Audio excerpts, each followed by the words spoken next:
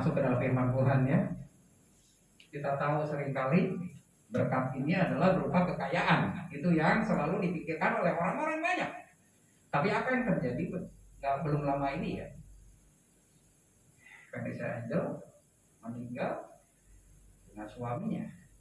Yang memang itu dia sudah ngomong duluan ya, udah deh kita meninggal saja berdua gitu ya, dalam satu wawancara. Dan terjadi akhirnya apa? Dua keluarga ribut soal warisan ya. Dan bukan ini saja, kita lihat juga beberapa kejadian yang buat kita baca, ternyata banyak kasus anak menuntut orang tuanya, menggugat orang tuanya masalah warisan. Memang soal berkat itu ya bukan syarat ya kalau itu memang soal keuangan atau soal harta dunia. Tapi mari kita belajar hari ini berkat yang sesungguhnya. Apa itu berkat yang sesungguhnya? Ya, kita bisa melihat tadi bahwa di dalam kehidupan kita seringkali mendefinisikan berkat itu adalah ya bisa doa. Ya, ini doa restu, pengaruh baik yang datang. Ya, makanya pendeta selalu di akhir ibadah itu memberkati. Ini orang-orang yang dianggap suci gitu ya, untuk bisa memberkati kita semua. Itu berkat. Orang tua juga sebetulnya harus memberkati anak-anak dengan mendoakan, menumpangi tangan anak-anak ketika dia tidur dan sebagainya. Tapi di dalam kehidupan yang sering terjadi ya, bahwa sebagai orang Kristen harusnya mengerti bahwa berkat adalah karunia Tuhan yang membawa kebaikan dalam hidup manusia. Ya, jadi memberi arti dalam kehidupan manusia itu adalah berkat. Ya, itu Kamus Besar Bahasa Indonesia mendefinisikan ini. Nah, orang Kristen harusnya seperti ini, saudara ya. Nah, berkat memang kekayaan material yang berkelimpahan, betul. Makanya teologi kemakmuran itu mengatakan jika seseorang yang dikenal Tuhan itu pasti diberkati dengan kekayaan yang melimpah. Sebaliknya, orang yang hidup menderita dianggap sedang didisiplin oleh Tuhan karena sudah melakukan suatu kesalahan. Inilah yang seringkali dipakai oleh hamba-hamba Tuhan yang menganut ya teologi kemakmuran, bahwa kalau engkau tidak diberkati, engkau ada dosa, doamu kurang dan sebagainya. Apakah betul? Ya. Tapi kita lihat ya, ini adalah pemahaman yang dangkal tentang berkat.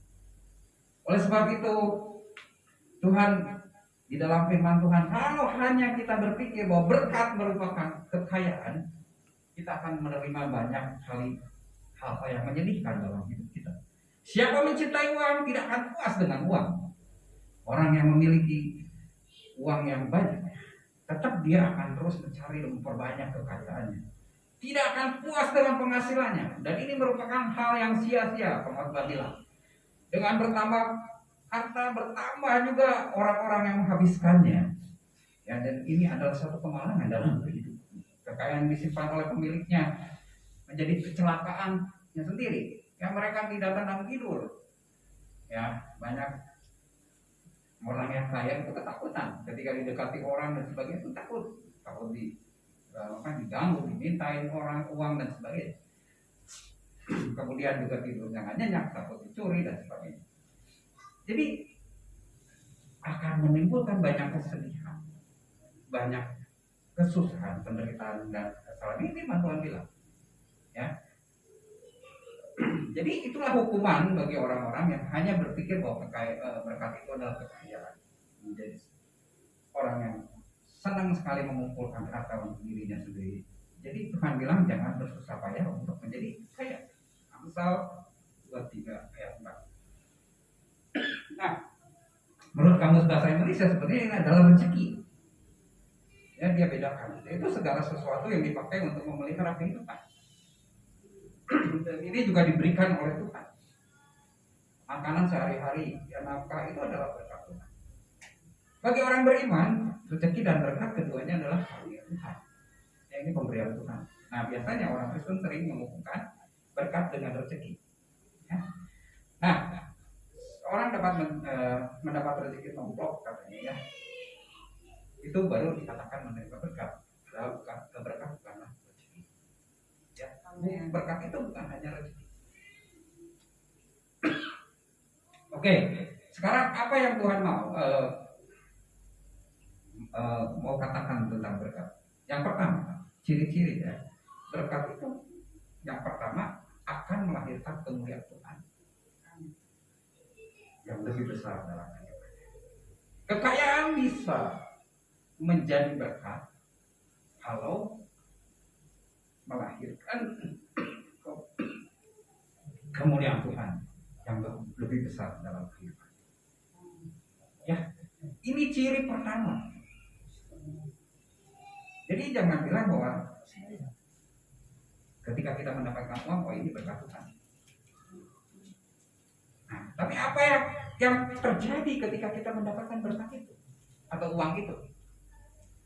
Apakah itu akan melahirkan kemuliaan Tuhan yang lebih besar? Atau akan membuat kita menjadi sombong?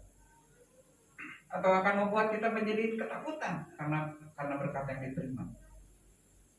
Lihat, Abraham juga pernah ditawari ya oleh seorang raja, ya, raja negeri Sodom.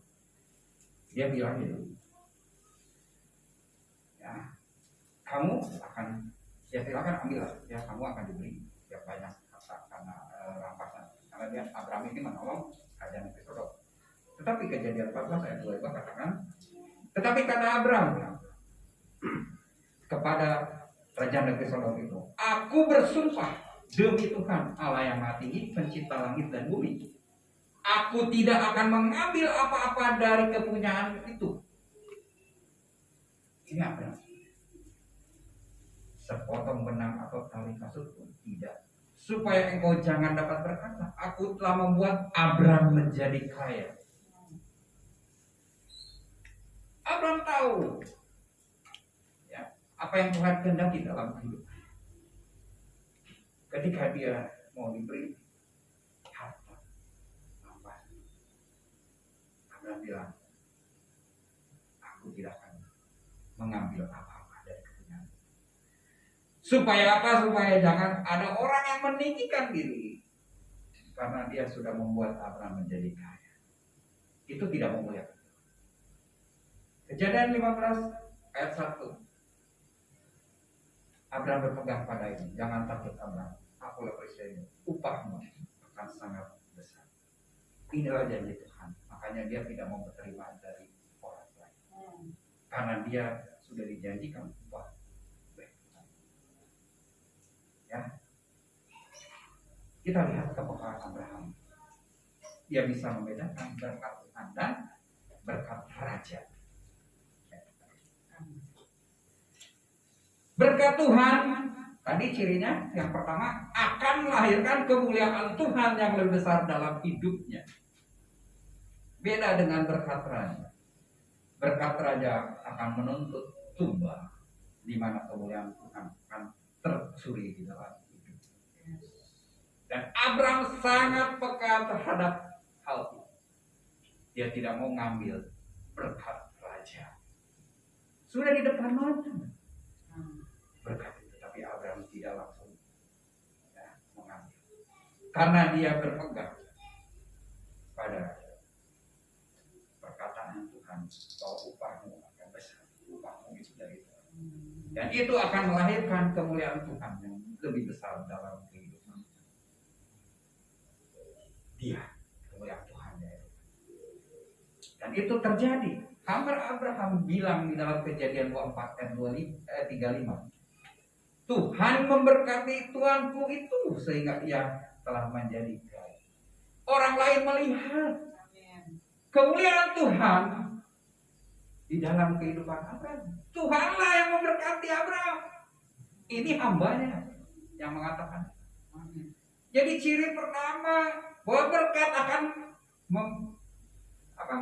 menciptakan satu kemuliaan Tuhan di dalam kehidupan seseorang yang berkat.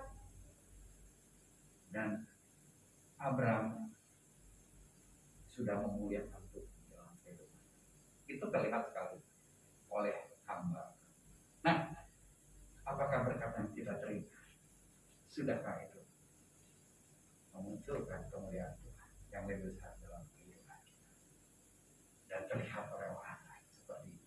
hamba Abraham melihat dalam kehidupan Abraham menjadi pertanyaan. Abraham sudah menjadi kesaksian yang tidak terpercaya. Luar biasa. Lihat Tuhan Yesus dan Abraham mengalami hal yang sama. Iblis menawarkan kepada Tuhan Yesus kemegahan kerajaan dunia jika ia sujud menyembah padanya. Iblis menawarkan sesuatu yang menjadi kejaran orang-orang dunia, tujuan orang-orang dunia. Tetapi Tuhan Yesus mengutuk dan menolak mentang-mentang tawaran iblis yang 100% akan mencuri kemuliaan. Ini setelah Tuhan Yesus ditemui pada guru. Ya, Tuhan Yesus sebagai manusia waktu itu, ya tentu dalam keadaan lamar, ya, dalam keadaan kelelahan, dalam keadaan yang sebenarnya sangat lemah. Iblis mengambil kesempatan ini untuk menawarkan kemudahan kerajaan dunia. Kalau ia sujud menyembah kepada Tuhan Yesus menolak dan mengutuk iblis. Demikian juga Abraham, ya, menolak tawaran raja dengan melihat kemungkinan 50% kemuliaan Tuhan akan tercuri. Kalau iblis tadi katakan memang, ya engkau sembah aku, itu udah jelas 100%. Ya, tapi Abraham juga menolak karena ada kemungkinan 50% kemuliaan Tuhan akan tercuri. Renungkan saudara, sudahkah kita memiliki kepekaan seperti ini sehingga kita hanya memilih berkat Tuhan saja yang terjadi dalam kehidupan kita? Sebab itu belajar untuk mengkaji setiap tawaran berkat yang ada dengan melihat persentase kemuliaan Tuhan yang akan timbul. Fokuslah pada nilai spiritual, bukan material, yang dapat membangun sebuah kehidupan iman kekristenan yang memancarkan kemuliaan Tuhan yang lebih besar. Ya, dan berkat Tuhan bukan untuk memuaskan kedagingan kita, namun untuk memuaskan roh kita dan kemuliaan.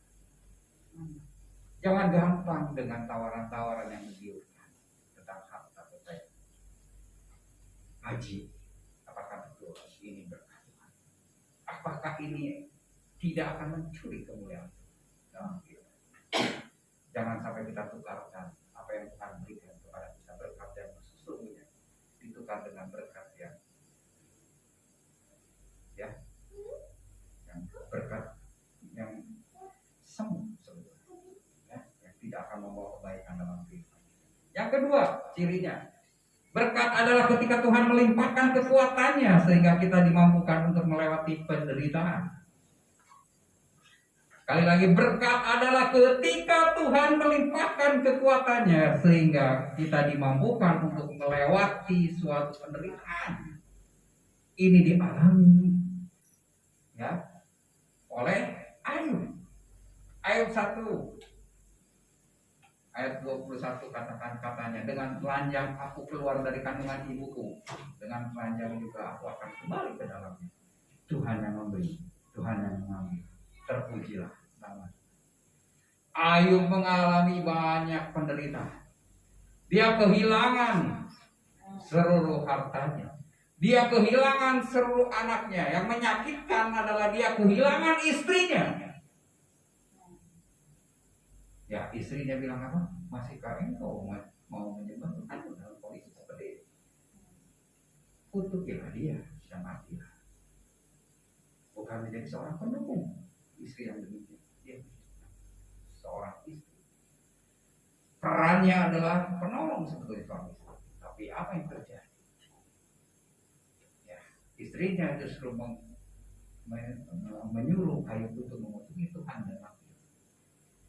Saya bersyukur kalau Tuhan berikan seorang istri yang kepada saya yang bisa mendukung. Ketika saya diketahui ya ada tumor, hasil MRI saya ambil, istri saya tanya, gimana Pi? Saya bilang ada tumor. Istri saya bilang, tenang ya Pi, kita doa sama-sama. Itulah peran seorang istri. Saya tentu doa saudara. Ya, iman sebesar apapun dalam menghadapi begini pertama kali down. Anak saya masih kecil, ya. Dan saya setelah itu memang mempersiapkan anak-anak saya. Saya bilang, papi, ya, hanyalah manusia biasa, ya. Dan sekarang karena penyakit dan ini bisa kapan saja mengambil nyawa kamu. Bisa saja ini langsung pecah, tiba-tiba pecah pendarahan. Ya, kamu walaupun masih kecil, kamu hanya dititipkan kepada papi. Ingat, kalau papi pun nggak ada, Tuhan pasti memberikan yang terbaik. Ya. Nah, bagi Ayub, justru penderitaan yang dialaminya itu membawa kepada pengenalan yang benar akan Allah. Lihat, ya, Ayub malah penderitaan yang dideritanya itu memurnikan hatinya. Nah, inilah penderitaan itu adalah berkat Tuhan. Karena lewat penderitaan dia bisa mengenal Allah. Lihat, hanya dari kata orang aku mendengar tentang engkau. Sekarang mataku sendiri memandang engkau. Bukan katanya lagi Ayub tahu tentang Tuhan, tapi melalui penderitaan yang dia alami, dia bisa memandang Tuhan yang sesungguhnya. Ya, luar biasa. Jadi penderitaan juga adalah berkat Tuhan. Ketika Tuhan memberikan kekuatan kepada kita untuk bisa melewati penderitaan dan kita bisa mengenal Tuhan lebih. Adalah ketika kita tetap kuat dalam keadaan yang melemahkan, mampu bersyukur ketika tidak mempunyai apa-apa, mampu tersenyum saat diremehkan, dan tetap taat kepada Tuhan walaupun ini berkat Tuhan. Jadi bukan hanya harta yang kadang-kadang semua berkat yang ketiga, cirinya berkat Tuhan senantiasa menghasilkan satu lingkaran berkat yang tidak henti-hentinya terjadi. Berkat Tuhan adalah berkat yang terus menjadi satu lingkaran terus, ya, bergulung-gulung menjadi berkat yang tidak henti-henti. Kita lihat 2 Korintus 9 ayat 10. Ia yang menyediakan benih bagi penabur dan roti untuk dimakan, ia juga akan menyediakan benih bagi kamu dan melipat gandakannya dan menumbuhkan buah-buah kebenaran. Kamu akan diperkaya dalam segala macam kemurahan hati yang membangkitkan syukur kepada Allah. Jadi berkat Tuhan itu akan melipat gandakan, menumbuhkan buah-buah kebenaran dalam hidup, serta menimbulkan ucapan syukur kepada Tuhan yang melimpah dalam hidup kita. Jadi pertama, Tuhan menyediakan benih untuk ditanam, roti untuk dimakan. Ada berkat Tuhan berupa benih. Ini adalah berkat yang harus dilipat gandakan. Ada berkat yang berupa roti yang memang harus menjadi makanan kita. Berkat yang kita terima itu ada 2 macam. Jangan semuanya menjadi roti, tapi harus juga ada yang menjadi benih. Kemudian Tuhan melipat ganda. Tuhan menumbuhkan buah-buah kebenaran dalam hidup. Setelah itu ada pengkayaan kemurahan hati. Itu apa? Kita bisa memberi dengan murah hati. Dengan apa? Berkat yang benih itu. Ya, kita bisa memberi dengan murah. Dan terakhir, semua itu membangkitkan kemuliaan. Ya, melimpahkan ucapan syukur kepada Allah. Ya, jadi berkat itu memang harus seperti itu. Ketika berkat itu tidak mengalir atau menjadi satu lingkaran yang seperti ini, itu bukan berkat yang sesungguhnya. 2 Korintus 9 ayat 2, dan kegiatanmu telah menjadi kerangsang bagi banyak orang. Ya, kerajinan kita untuk memberi, memberkati orang, itu akan menjadi semangat dan kegiatan menjadi percikan api yang merambat kepada banyak orang, menjadi katalis yang menggerakkan banyak orang. Saya baru juga kenal ya dengan Ibu Herawati juga baru setahun, jarang ngobrol karena lagi pandemi itu ya. Tapi ketika ngobrol-ngobrol, ya saya melihat memang ketika ada semangat orang untuk memberkati orang lain, itu benar-benar jadi katalis yang menggerakkan banyak.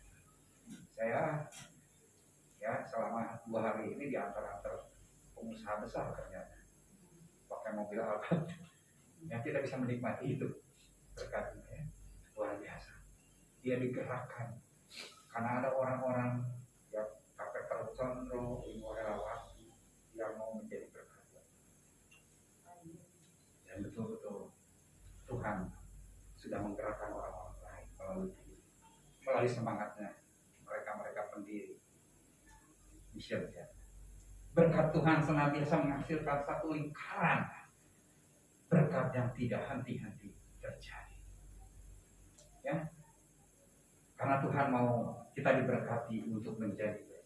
Kejadian 12 ayat 2. Biarlah ketika kita diberkati, maka kita boleh menjadi berkat.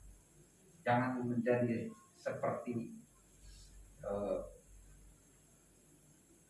satu sungai, bukan sungai, laut ya di Israel, laut mati. Tapi biarlah kita menjadi saluran untuk orang lain.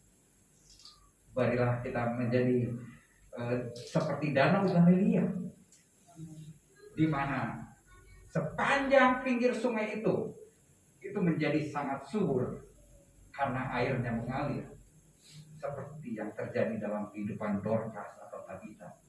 Dia seorang janda yang masih juga memikirkan orang lain.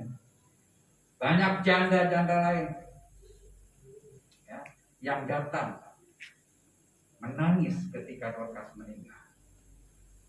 Dan dia bilang, ya dia tunjukkan, nih baju-baju yang dibuat Dorcas untuk mereka. Dia sudah menjadi berkat, menjadi saluran berkat untuk orang-orang lain. Jangan seperti laut mati yang melambangkan kematian atau satu kontainer ya, itu hanya menampung dan tidak mengalirkan apa yang dia terima, apa yang sudah masuk ke dalam diri. Ini seperti kehidupan orang kaya yang bodoh, yang dia bilang, wah apa yang akan aku lakukan karena lumbungku sudah penuh.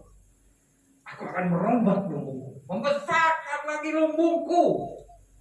Tapi Tuhan katakan, untuk apa semuanya itu? Karena engkau akan mati malam. Dia tidak memikirkan orang lain ketika dia diberkati, malah dia mau bikin lagi kontainer yang lebih besar untuk menyimpan berkat-berkat Tuhan. Dia tidak mau alirkan itu. Ya, tidak seperti Dorcas. Tapi dia mau simpan dalam dirinya. Apa? Akhirnya kematian yang menyebut. Nah, untuk siapa sebenarnya? Ya, kita tahu ya, tiba-tiba orang-orang kaya karena pandemi mendadak meninggal. Kenapa ini siapa? Tak tahu. Vanessa dan Bibi meninggal tiba-tiba. Kembang untuk anaknya. Anaknya masih kecil, tak bisa ngurus. Dua keluarga itu. Ya, biarlah kita lihat berkat yang sempurna. Tuhan akan membuka bagimu bendaharaannya yang melimpah, yakni langit, untuk memberi hujan bagi tanahmu pada masanya dan memberkati segala pekerjaanmu, sehingga engkau memberi pinjaman kepada banyak bangsa. Ayat 13-nya, Tuhan akan mengangkat engkau menjadi kepala, engkau akan tetap naik, bukan turun. Ini berkat Tuhan yang sesungguhnya. Itu adalah berkat yang paling sempurna, berkat bangsa. Ada 3 tahap berkat. Yang pertama adalah berkat bakul. Ini yang diberikan Tuhan setiap hari. Aku akan memberkati bakulmu dan tempat adonan. Ya, tadi kita sudah baca itu ya. Kemudian yang kedua ayat 8-nya. Ya, itu berkat lumbung. terjadi pada masa-masa tertentu, musim-musim tertentu. Itu berkat lumbung. Tuhan akan memerintahkan berkat ke atasmu di dalam lumbungmu dan di dalam segala usahamu. Ia akan memberkati engkau di negeri yang diberikan Tuhan kepadamu oleh Tuhan Allahmu. Itu berkat lumbung. Dan yang ketiga, level berkat yang tertinggi, memberi pinjaman kepada banyak bangsa. Kita harus lewati ini, dan Tuhan sudah lewat berikan itu kepada kita. Berkat lumbung yang dimakan sehari-hari. Berkat dapur yang dimakan sehari-hari, yang telah sedia. Berkat lumbung yang kita terima satu saat, satu masa-masa. Dan berkat bangsa itu dan bisa memberi pinjaman pada bangsa. Luar biasa. Dalam perjanjian lama, yang Tuhan akan memerintahkan berkat ke atasmu, di atas lumbungmu tadi. Ulangan 2. Itu perjanjian lama. Berkatnya adalah kemurahan yang dikaruniakan Allah, seperti pada waktu panen. Itu berkat perjanjian lama.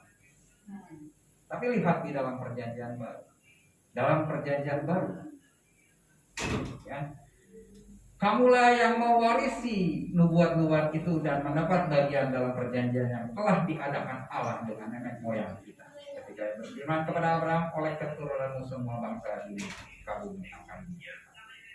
Kisah Rasul 3 ayat 28. Ya, jadi dalam perjanjian baru, berkat itu adalah semua karunia yang dijanjikan Allah kepada manusia yang telah digenapi melalui Kristus.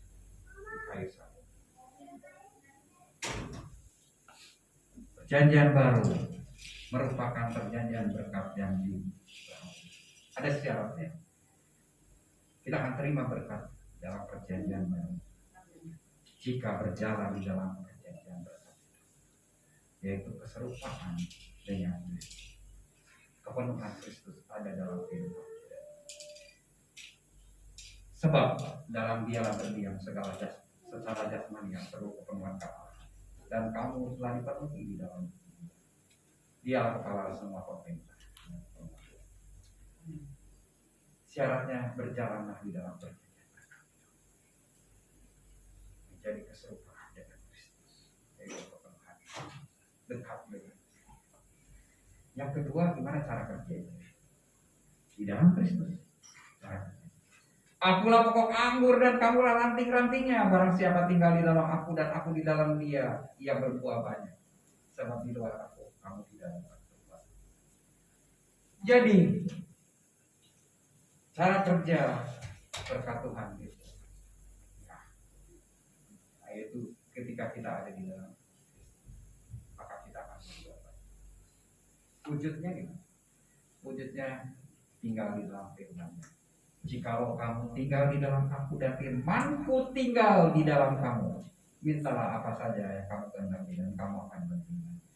Dalam hal ini Bapa-Ku dipermuliakan, yaitu jika kamu berbuah banyak, dan dengan demikian kamu adalah murid. Yohanes 15 ayat 13. Artinya melakukan firman Tuhan sampai menjadi berkat, yang menjadi suatu kebiasaan. Jadi, itulah berkat. Yakobus 1 ayat 23 sampai 25 katakan. Sebab jika seorang hanya mendengar firman saja dan tidak melakukannya, ia adalah seumpama seorang yang sedang mengamati mukanya yang sebenarnya di depan kami. Baru saja yang memandang dirinya yang sudah pergi, dan atau ia segera lupa bagaimana rupanya. Tetapi barang siapa meneliti hukum yang sempurna, yaitu hukum yang memerdekakan orang, dan ia bertekun di dalamnya, jadi bukan hanya mendengar untuk melupakannya, tetapi sungguh-sungguh melakukannya, ia akan berbahagia oleh perbuatannya.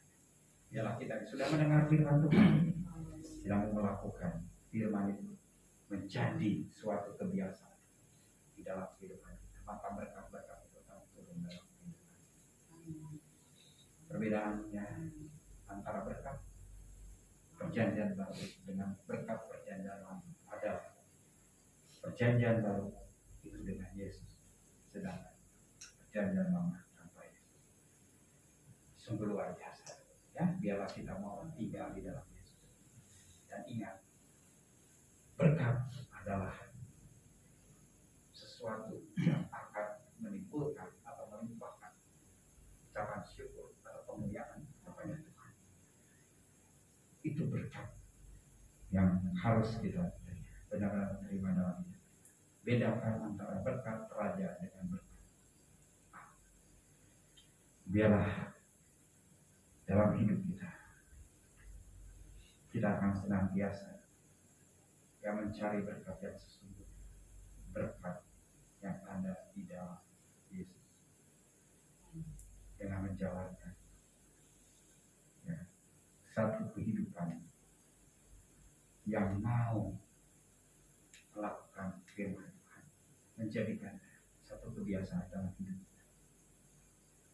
Dan apapun yang terjadi dalam hidup kita, walaupun itu penderitaan, kita akan diberkati karena kita akan bisa lalui itu semua, dan kita akan lebih mengenal lagi Tuhan Yesus. Dikatakan walau 1000 rebah di sisiku, kau tetap. Mari kita berdiri, kita nyanyikan lagu ini. Berkat Tuhan adalah berkat kita kuat dalam hidup. Ketika kita melihat banyak yang rebah di dalam sisi, dialah penolong.